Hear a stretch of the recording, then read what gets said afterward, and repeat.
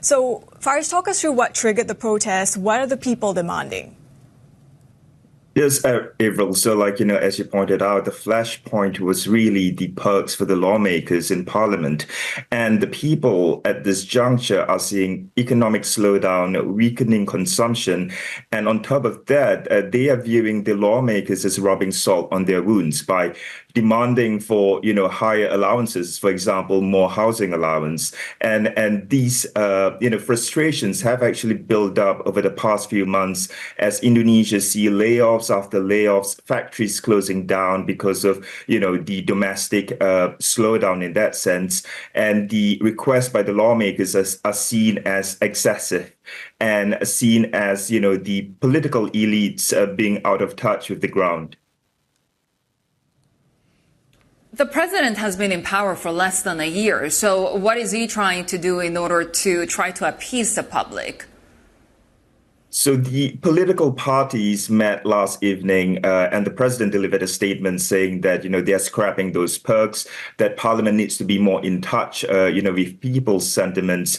Some are actually saying that, this, the statement, the intervention should have made earlier, before the fatalities happened to calm the ground. And as you pointed out, Sherry, since President Prabowo took over, it has been a tumultuous, reign for him. There were massive protests earlier in February. The stocks and markets plunged in March because of, concerns over his expensive, and expensive policies.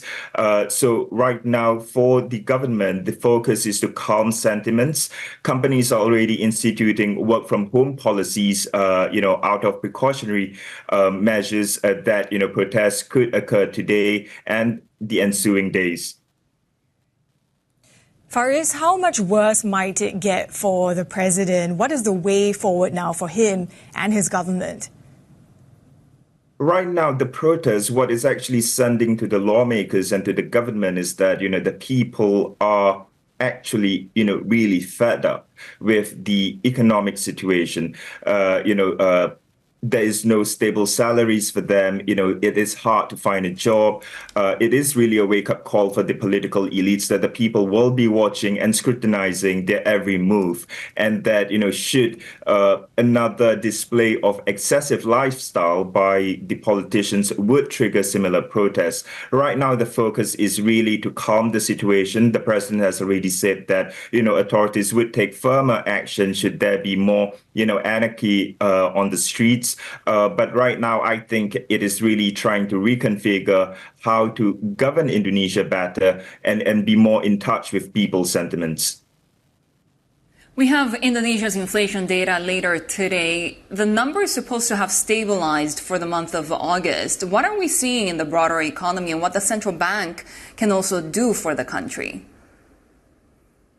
Yes, so the central bank has constantly been intervening, whether it's because of geopolitical headwinds or is it because of, domestic instability. On a broader scope, what we have been seeing over the last few months is really weakening consumption. And that's pointing to, multiple factors, which is, people not being able to secure jobs. And those people include graduates, in fact.